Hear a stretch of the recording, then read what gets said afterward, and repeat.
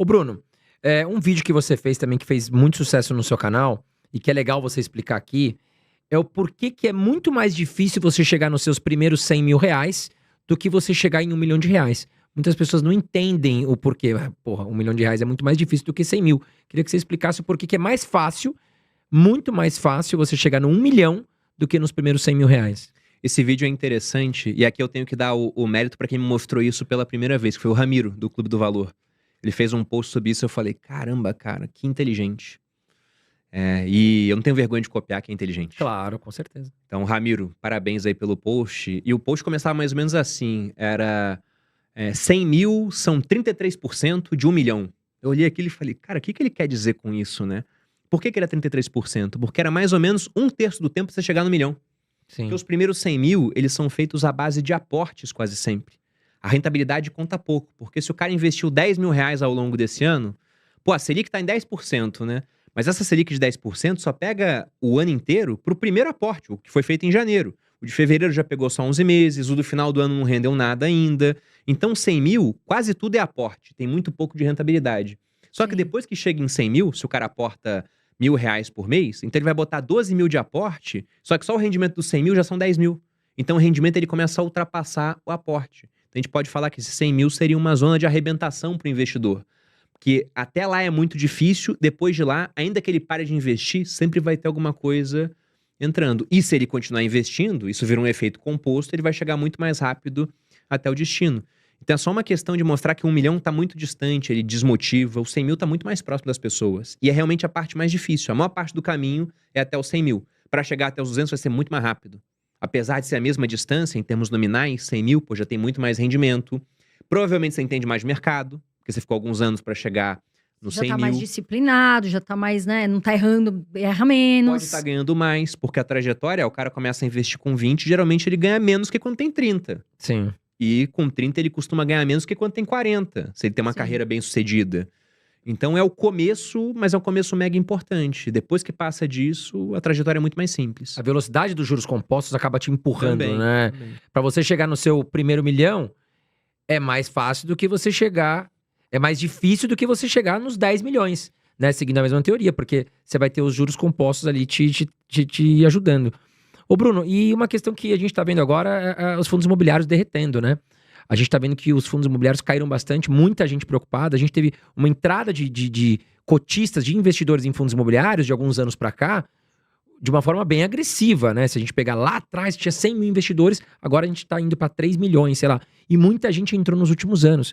E as pessoas estão assustadas, porque muitas pessoas estão vendo a primeira queda brusca dos seus fundos imobiliários e não estão entendendo. Pô, mas fundo imobiliário não era um produto mais seguro, tô vendo cair aqui. O que você tem a dizer? É o fim dos fundos imobiliários? O que você tem a falar para essas pessoas? O que tá acontecendo? A primeira coisa a ser falada é que renda variável varia, pessoal. Então não tem subida automática sempre acontecendo. E da última vez que eu olhei nesse ano, estava caindo 4% IFIX. Realmente, para fundo imobiliário, é um movimento que não é comum, vamos colocar assim. Só que a gente tem que lembrar que existe uma correlação entre o fundo imobiliário e a taxa de juros de longo prazo. Então a gente está vendo a taxa de longo prazo aumentar, isso prejudica muito, principalmente os imóveis de tijolo. Isso traz o preço para baixo. Agora é interessante que fora do mundo de fundos imobiliários, tem várias negociações acontecendo de prédios que estão situados muito próximos de prédios que estão em fundos, que o metro quadrado está saindo por um preço muito mais alto do que o valor patrimonial do fundo. Então, eu acho que para o investidor que tem paciência, é um momento bom de você acumular belos fundos imobiliários por preços mais baixos. E os de tijolo sofrem mais, fundo de escritório, etc. Mas se você pega os de papel, tem muito fundo que caiu e, na verdade, deveria subir. Porque é o fundo que tem um monte de CRI que rende IPCA mais alguma coisa. IPCA tá subindo. Exato. É um monte de fundo de CRI que rende CDI mais alguma coisa. O CDI tá subindo. Expectativa para o ano que vem, tem gente botando CDI em 13. Até mais do que isso, né? E eu não entendo por que cai tanto esses fundos. E tem fundo ótimo que tá praticamente de graça. Tem fundo que você nem vai mais ver o valor que ele tá hoje. Não, e sabe o que é bizarro? Dificilmente você vai ver. É como as pessoas elas são volúveis. Porque, por exemplo, o fundo de papel, ele tá recheado... É quase um fundo de renda fixa listado em bolsa, né? Sem o come cotas, o que é muito bom. Se você pega fundo de papel, vale muito a pena comprar quando o valor dele, o preço, o valor patrimonial tá abaixo de 1. E quando passa de 1, você tá comprando a nota de 100 por R$101, 102, Já não vale a pena. 105. Vale a pena você vender.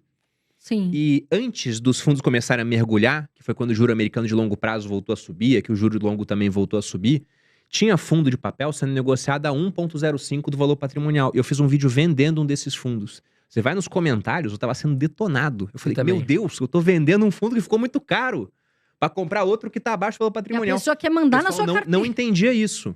Agora esse mesmo fundo tá abaixo do valor patrimonial. Só que as pessoas não estão comprando. Não é MXRF11, não? Não era Porque eu isso. fiz falando que eu vendi, cara, eu tomei tanta porrada na internet. Mas é. Tava O pessoal é muito 1,06, fanático. alguma coisa assim, tava super caro. Não. E eu comprei há muito tempo. Eu falei, cara, não tá fazendo sentido estar na minha Você carteira. fala com qualquer analista de fundo imobiliário, pô, é um negócio meio padrão. Cara, comprar fundo de papel acima do valor patrimonial, você tá desperdiçando dinheiro, Sim. né? Ainda mais quando tá 1,05, 1,06 Bem aí. acima. Tal. Porque pode ser que num dia tenha passado, não sei o que. Agora, pô, tá 5% acima, é muita coisa pra um fundo de papel. Sim. Vende esse negócio. Então agora você pode comprar ótimos fundos de papel abaixo do valor patrimonial. Ou você vende também, pode comprar de tijolo, de repente tá muito barato. Pode, porque o de tijolo tende a se apreciar depois. Tudo depende do fundo, né? Eu acho que vale a pena você evitar aqueles fundos que são mais heterodoxos, digamos assim. Só tem um ativo numa localização que ela não é muito estratégica. Sim. E fundo imobiliário de tijolo, o mais importante são 3 coisas que o pessoal fala na indústria. Localização, localização, localização. Perfeito. Não tem como correr. Agora, pro caso do fundo de papel, por exemplo, o que eu acho interessante? A gente tá vendo o título público IPCA+, batendo aí quase IPCA mais 7. 2029 chegou a bater IPCA mais 7. E aí todo mundo bota os gráficos mostrando, olha como é que IPCA mais 6 é lindo ao longo do tempo, como é que IPCA mais 7 é maravilhoso. Você pega vários fundos de papel onde a carteira do fundo tá pagando IPCA mais 9, já descontada a taxa de administração. Então, se comprar IPCA mais 7 é bom, pô, IPCA mais 9 não é melhor? Maravilhoso. Tem que pagar mais porque oscila mais em bolsa, né? Tem um nível de risco a mais. Só que se você tá lá comprando pra pegar o dividendo e não quer vender, é maravilhoso, como você disse. E comprando abaixo do preço patrimonial ainda, que Sim. agora a gente tem várias oportunidades, né, Bruno? Até por isso tá rendendo tanto, né? Exatamente. Tem muita gente falando o seguinte, mas André, a gente tem que considerar a possibilidade de calotes dentro dos fundos imobiliários de papel, porque a economia tá complicada, o Brasil tá temeroso, juros subindo. Isso te preocupa, essa questão? Porque muitas pessoas podem estar saindo de fundo de papel com esse medo, né, de, pô, mas será que não vem alguns calotes por aí? E de alguns talvez tenha que sair mesmo. Porque se você pega os de high yield, os high yield também podiam receber o nome de high calote, né? Tem alta chance de calote muitas Teve vezes. vários, né? E Fiagro, por exemplo, Fiagro vai passar por um processo, sabe, difícil para vários Sim. cotistas que compraram pensando, tá pagando muito dividendo. Cara, era muito dividendo porque você tinha CRAs, primeiro, os fundos muito concentrados em poucos CRAs, e esses CRAs com uma taxa lá em cima, e aí você teve enchente no sul, seca no Prejudicou muito. interior, isso prejudica bastante. Por isso que eu não tenho Fiagro na minha carteira. Não é que eu não acredito no agro no Brasil, muito pelo contrário. Mas quando eu olhava a estrutura, eu falava, cara, pra esse nível de risco aqui, eu não acho que o prêmio tá adequado. Porque tem Agora, o clima, tem a safra, tem tem- tudo isso envolvido, Tem né? todo, é o que você falou, tem uma derivada a mais. Porque investimento já é arriscado por si só. Você já tem, né, questão de liquidez, risco de crédito, blá, blá, blá, e você bota mais um risco, é o climático.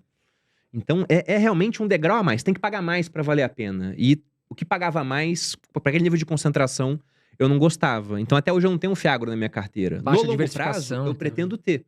Agora, você tem ótimos fundos de papel, você pega lá a Quiné, né? Cara, os produtos da Quiné todos são muito bons. São muito Acho bons. que não tem um que eu lembre assim que eu tenho ressalvas quanto a ele. Né? Então De tem papel, você fundos dois onde... muito bons, que é o KNSC e o KNCR, né? São Sim. muito bons. Não, tem mais ainda. Tem mais, Tem o KCRE, Canip. por exemplo, é um que eu gosto. Então, tem vários fundos de papel que eles são muito bons. Lógico que sempre vai ter uma chance de calote, mas ele é muito diversificado, então não é o que pesaria muito na estrutura do fundo. Pelo desconto que a gente tem agora, eu acho que vale a pena. Eu acho que a grande dúvida do investidor agora, quando ele olha para o mercado, é a seguinte, né? Pô, você olha fundo imobiliário, tá barato, né? Você olha as ações no Brasil, já teve mais barato antes. Se você pega a média de PL desde os anos 2000, é uns 11, a gente está negociando por uns 8 agora o Ibovespa. Mas tem muita empresa que caiu de preço enquanto o resultado subiu, então tem oportunidade. Só que você olha a cripto também, cara, será que o Bitcoin vai dobrar de valor? Porque se você pega em todos os outros halves, ele pelo menos dobrou. Desde o halving não dobrou ainda. Estava em 69 mil no halving, está em menos de 100 mil agora. Então é quase como uma nuvem de patos passando e você é um caçador. Se você atirar no meio da nuvem, você vai pegar um pato. Sim. Entendeu? Agora tem que decidir, né? Como é que você quer estar alocado. Mas eu acho que vale a pena ter uma alocação em fundo imobiliário. Sobretudo pro cara que já tá num nível de vida já mais pensando em usufruto dos investimentos. Perfeito, Bruno.